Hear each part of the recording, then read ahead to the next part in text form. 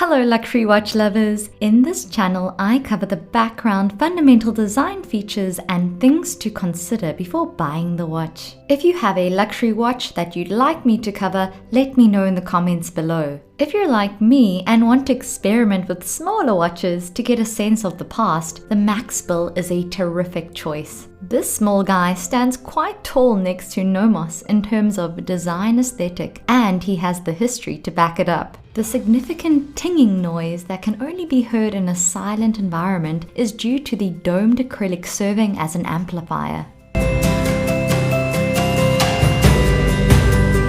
Max Bill was a well-known Swiss designer, graphic artist, and architect who is best remembered for his important body of work. Though he attended the Bauhaus school in Dessau, Germany, it would be inaccurate to refer to him as a Bauhaus student. Bill was outspoken and forthright about his dislike for flimsy design, and he frequently blamed American designers for the growth of the commodity aesthetic. Instead, he recognized the importance of beauty in his designs, emphasizing the delicate balance between form and function. He spent most of his career creating long-lasting forms, fusing style with usefulness to create work that was, in many aspects, the spiritual successor to the Bauhaus movement. Max Bill began his cooperation in 1956, and little did he know that this would solidify his reputation in the world of horology, the study and measure of time. Bill was approached by Junghans, a German watchmaker, to design a line of watches and clocks for the company. Bill accepted the offer and launched his first piece, a wall clock, in 1956, since he was fascinated by time.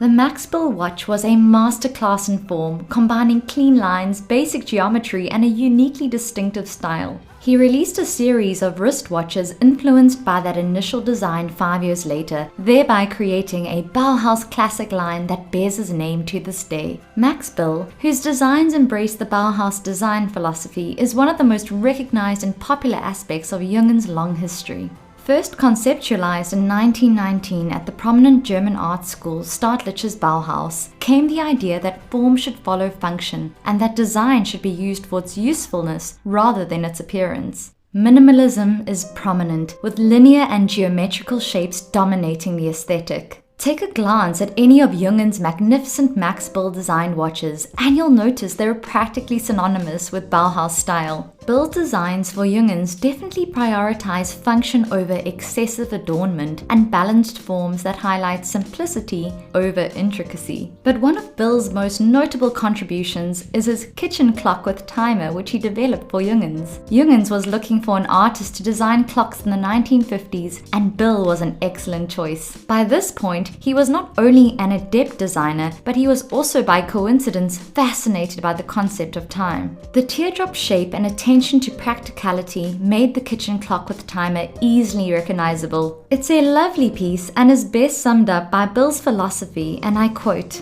"Functional design regards an object's visual element, that is, its beauty, as a component of its function, but not one that overwhelms its other fundamental functions." And aren't we thankful that this was the beginning of his working association with the company? Simple design and classic elegance are characteristics we love, and the Junghans Max Bill line hits all of our buttons. Its resurgence 50 years after its first release, as well as its enduring relevance, piqued our interest in learning more about the background behind this unique anthology.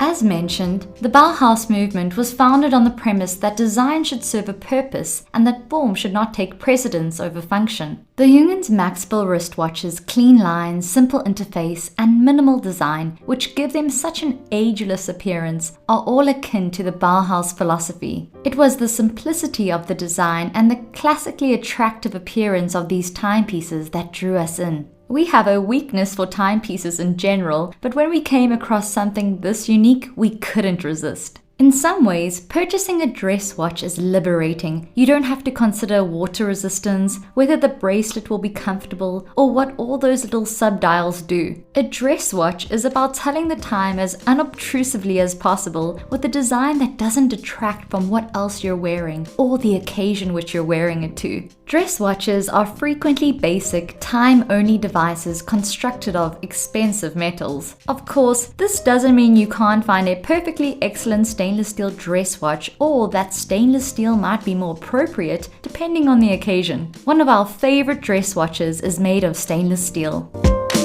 Okay, so let's look at some of the design features.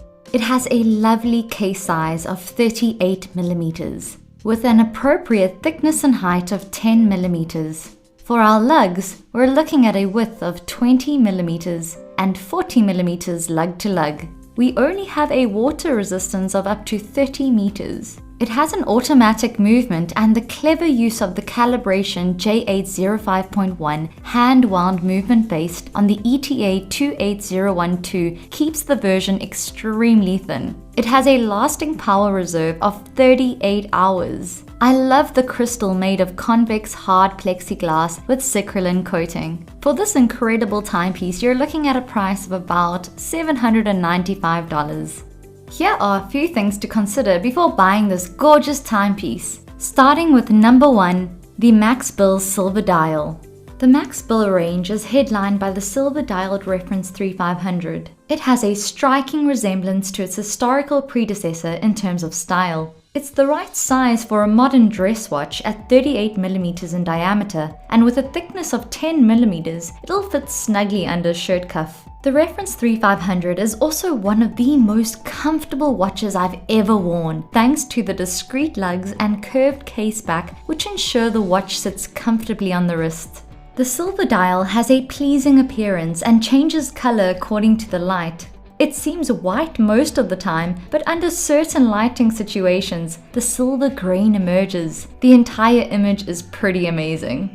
The printing is also extremely precise. The hour markers are thin, the text is small, and the lume dots are barely visible, resulting in a clean, functional design that isn't sterile. The hands, too, are slender and pointed, perfectly complementing the dial's sharpness. Each hour marker is finished with Arabic numerals that are perfectly styled. The font is one of a kind and well balanced, and it's a feature you won't find anywhere else. To top it off, the highly domed plexi crystal emphasizes the retro style and convex dial, giving the entire look a delicacy that sapphire can't match. If you're concerned about scratches, the surface has been toughened and should not readily scratch. If that happens, polywatch and a little elbow grease should suffice. Even though Junghans used to make their movements, the reference 3500 employs a slightly modified ETA 2824. Now, some purists may object, but it's vital to note that 2824 is a dependable worker, and the ease with which such a movement can be serviced in the long run is something to consider. 2824 also maintains the price under $1,000, making it more accessible.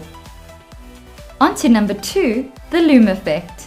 You'll be able to read the Max Bill at night if it has a lighted dial. Small lume plots at 3, 6, 9 and 12 o'clock, in addition to the lume on the hands, are a welcome concession to modernism. In this manner, for all the night owls out there, you can see the time in any dark situation. Let's take a look at number 3, the strap. The strap, on the other hand, leaves a lot to be desired. It's a very soft leather that starts to wear and blemish at the buckle after only 2 weeks, detracting from the value argument. I wear this when I want to dress up a little or wear something new that, simply because of its size, generates a lot of conversation. It appeals to me greatly. The aesthetic design is flawless and will certainly compel you to examine every aspect. It's not every day that you come across a Junghans, and it's regrettably lacking from many collections. Flying in at number 4, the black Max Bill chronoscope. They appear to be as relevant today as they were over half a century ago, and they will be so in another 50 years. With the growing interest in vintage watches, many businesses are looking to their archives for inspiration. These reissues, however, frequently fall short when sizes are greatly exaggerated, dials are reorganized, type is modified, and so on. The Max Bill collection avoids this bad tendency, instead offering traditional watches that can be worn by anyone with a sense of style. Max Bill watches are a clear winner due to their distinct appearance, appealing tradition, and sturdy German manufacture. This wraps up my review of the Junghans Max Bill Handwinding watch. Thank you for sticking it out through to the very end of this video. Nothing helps out the channel more than you all watching the entire video. These videos require dedication making, but are truly a labor of love. If you enjoy this type of content, let me know in the comments what other watches you think deserve their own video. And remember, time is your greatest asset.